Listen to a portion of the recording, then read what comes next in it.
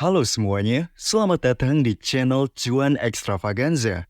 Channel yang tepat kalau kamu lagi mencari bisnis-bisnis solid yang punya peluang sukses besar. Tapi sebelum kita mulai, perlu aku tekankan dulu nih. Nggak ada bisnis yang pasti nggak pernah gagal. Setiap bisnis yang menjanjikan penghasilan besar pasti punya risiko. Istilahnya, semakin besar potensi untungnya, makin besar juga tantangannya. Misalnya aja investasi saham, yang biasanya kasih imbal hasil lebih tinggi daripada menaruh uang di tabungan biasa di bank. Kenapa? Ya, karena namanya high risk, high return. Itu udah jadi hukum alamnya. Nah, kalau kita ngomongin bisnis yang punya potensi keuntungan besar, seperti yang akan kita bahas ini, biasanya keuntungan bisa mencapai lebih dari 30%. Tapi seperti yang aku bilang tadi, risiko tetap ada. Di Indonesia sendiri, sekitar 50% usaha baru gagal dalam 5 tahun pertama, menurut survei dari beberapa sumber terpercaya. Tapi, ini bukan berarti kamu harus takut mulai usaha ya. Malah, ada beberapa jenis usaha yang punya tingkat keberhasilan jauh lebih tinggi dibandingkan yang lain. Dan di video ini, aku akan membahas 6 jenis bisnis dengan tingkat kegagalan yang rendah di Indonesia. Jadi sebelum kita mulai, like dulu video ini buat bantu algoritma YouTube dan subscribe kalau kamu baru di sini. Oke, langsung aja kita mulai. Di video Cuan Extravaganza ini, aku bakal ngajak kamu mengenal 6 jenis bisnis yang punya tingkat kegagalan rendah di Indonesia. Aku juga akan berbagi data yang mendukung bisnis-bisnis ini, plus alat bantu yang bisa memudahkan kamu memulainya. Kenapa penting banget tahu soal tingkat kegagalan? Karena kebanyakan pengusaha baru menghabiskan banyak waktu, tenaga, dan modal untuk memulai bisnis mereka. Jadi, lebih baik dong pilih usaha yang punya peluang sukses besar. Mungkin kamu merasa punya ide bisnis brilian dan yakin bisa sukses melawan segala rintangan. Tapi percaya deh, memilih bisnis dengan peluang sukses yang lebih besar itu bisa jadi keputusan bijak. Bisnis pertama di daftar ini adalah bisnis mesin penjual otomatis atau vending machine. Ya, bisnis vending machine ini punya potensi besar di Indonesia, terutama di tempat-tempat ramai seperti kampus, mall, stasiun, atau perkantoran. Kenapa? Karena vending machine bisa beroperasi 24/7 tanpa perlu karyawan tetap. Kamu bisa menghasilkan uang bahkan saat tidur. Bisnis ini juga bisa dijalankan dengan biaya overhead yang minim, karena kamu nggak perlu sewa tempat besar atau banyak karyawan. Cuma perlu rutin ngecek mesin dan isi ulang barang, itu aja. Kalau kita lihat di Jepang, vending machine benar-benar ada di mana-mana. Dari pusat kota besar sampai di pelosok pedesaan. Kenapa bisa begitu populer? Salah satu alasannya adalah praktis dan efisien. Jepang punya budaya kerja yang sibuk banget, sehingga orang mencari cara untuk membeli sesuatu dengan cepat tanpa interaksi panjang. Vending machine menawarkan solusi instan buat kebutuhan sehari-hari, mulai dari minuman, makanan ringan sampai barang kebutuhan lain. Bahkan ada vending machine yang menjual payung, masker, dan makanan sehat. Hal ini menunjukkan bahwa otomatisasi semakin menjadi kebutuhan utama di masyarakat modern. Nggak cuma di Jepang, dunia menuju ke arah yang sama. Semakin banyak orang yang ingin solusi cepat tanpa harus basa-basi atau mengantri dan berurusan dengan pelayanan manusia yang ribet. Teknologi vending machine terus berkembang, termasuk di Indonesia. Dengan munculnya vending machine yang menyediakan kopi, jus, bahkan makanan siap saji, jadi nggak menutup kemungkinan tren ini akan semakin menjamur dan sporadis. Bisnis kedua yang juga punya tingkat kegagalan rendah adalah bisnis laundry coin atau laundromat. Di kota-kota besar seperti Jakarta, Bandung, atau Surabaya, gaya hidup cepat bikin banyak orang nggak punya waktu buat mencuci pakaian mereka sendiri. Disinilah laundromat masuk. Bisnis ini nyaris bisa dijalankan secara pasif, karena mesin yang bekerja untuk kamu. Pelanggan tinggal datang, cuci, dan keringin sendiri. Kamu cuma perlu perawatan mesin dan bersihin tempat secara berkala. Sama seperti vending machine, laundry coin, atau laundromat juga akan menjadi bagian dari tren otomatisasi ini. Orang akan lebih memilih laundry self-service yang nggak butuh karyawan, karena mereka bisa melakukannya sendiri kapan aja. Dengan gaya hidup yang semakin sibuk dan banyaknya orang yang tinggal di kota besar, khususnya kaum muda yang sibuk bekerja atau berkuliah, laundromat menjadi solusi praktis. Mereka nggak perlu menunggu lama atau tergantung dengan jasa laundry biasa yang mungkin butuh waktu berhari-hari untuk mencuci pakaian.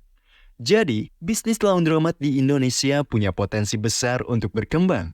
Seiring semakin banyak orang yang mencari kenyamanan dan fleksibilitas dalam urusan sehari-hari, terutama Gen Z yang sudah terbiasa dengan teknologi dan efisiensi. Bisnis ketiga yang gak kalah menarik adalah properti. Di Indonesia, bisnis properti udah dikenal sebagai salah satu investasi paling aman dan menguntungkan. Mulai dari kos-kosan, apartemen sewa hingga rumah kontrakan, semuanya punya potensi keuntungan besar. Bayangkan, kamu bisa dapat pendapatan bulanan dari penyewa, dan nilai properti kamu cenderung naik terus seiring waktu. Bahkan, jika kamu pinjam dana untuk membeli properti, penyewamu yang akan membantu membayar cicilanmu. Gimana? Menarik kan? Selain itu, perlu kita catat bahwa Gen Z, generasi yang tumbuh dengan teknologi dan kemudahan akses informasi, akan menjadi generasi yang memiliki daya beli tinggi di masa depan. Mereka akan mencari hunian yang praktis dan efisien, seiring dengan kenaikan penghasilan mereka. Bisnis properti akan terus relevan, terutama dengan kebutuhan akan tempat tinggal yang terus meningkat, khususnya di daerah perkotaan. Gen Z yang memiliki mindset serba cepat dan produktif tentu akan memilih properti yang mudah diakses dan sesuai dengan gaya hidup mereka. Bisnis keempat yang patut kamu pertimbangkan adalah bisnis kesehatan. Dari apotek, klinik kecil, hingga jasa kesehatan online, sektor ini terus berkembang di Indonesia. Terutama setelah pandemi COVID-19, permintaan akan layanan kesehatan lokal seperti klinik mandiri atau fasilitas kesehatan swasta meningkat drastis. Bisnis kesehatan hampir selalu dibutuhkan, karena orang selalu memprioritaskan kesehatan mereka. Di sektor kesehatan, kita juga melihat perubahan besar. Banyak orang yang daya tahan tubuhnya melemah akibat gaya hidup modern yang gak sehat, kurang olahraga, pola makan yang buruk, dan stres yang tinggi. Hal ini meningkatkan permintaan untuk layanan kesehatan, baik klinik kecil, apotek, hingga layanan kesehatan online. Kondisi ini menjadi peluang besar bagi siapa saja yang ingin berbisnis di sektor kesehatan. Dengan meningkatnya kesadaran akan pentingnya kesehatan, masyarakat semakin peduli untuk mencegah penyakit daripada mengobatinya.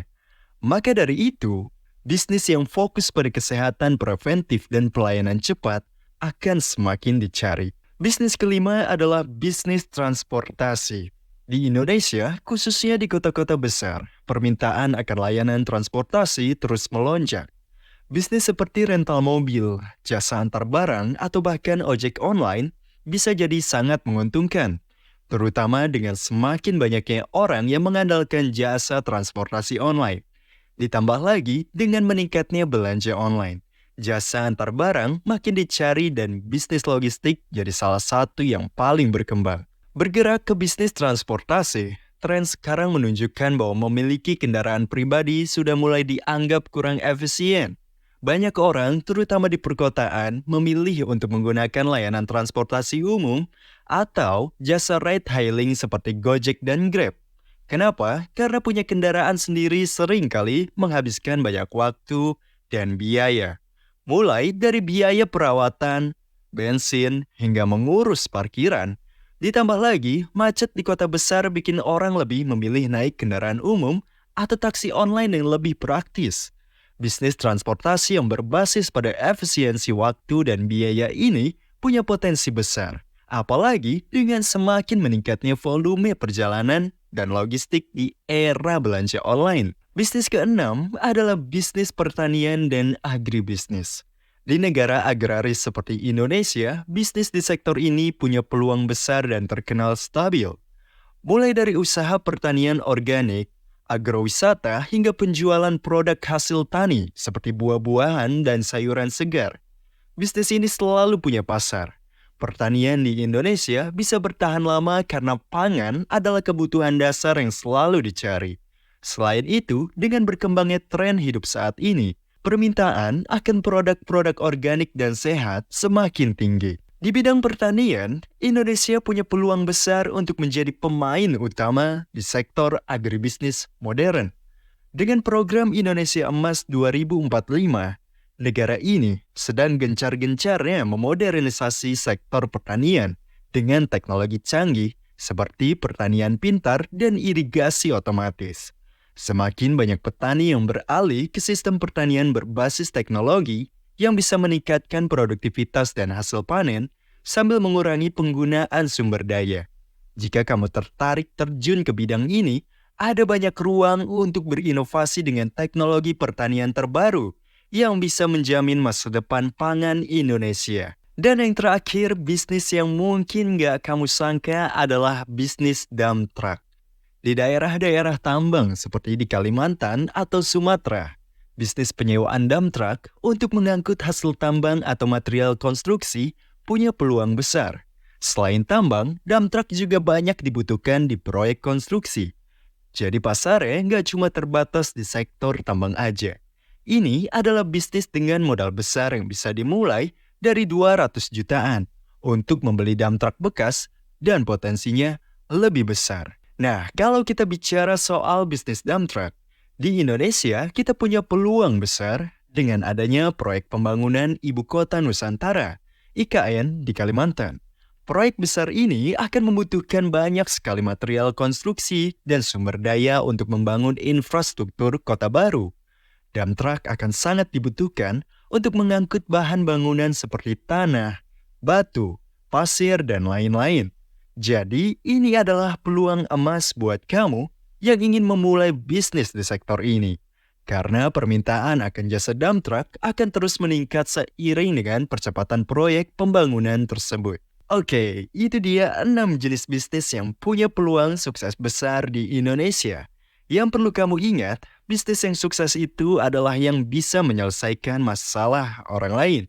Kalau kamu bisa menemukan masalah yang dihadapi banyak orang dan memberikan solusinya melalui bisnismu, maka jalan menuju kesuksesan akan terbuka lebar selebar-lebarnya. Terima kasih banyak sudah menonton. Tinggalkan like, share, dan subscribe-nya. Kalau kamu tertarik dengan bisnis lainnya, cek juga video di samping kamu ini. Pasti akan menambah wawasan bisnismu juga.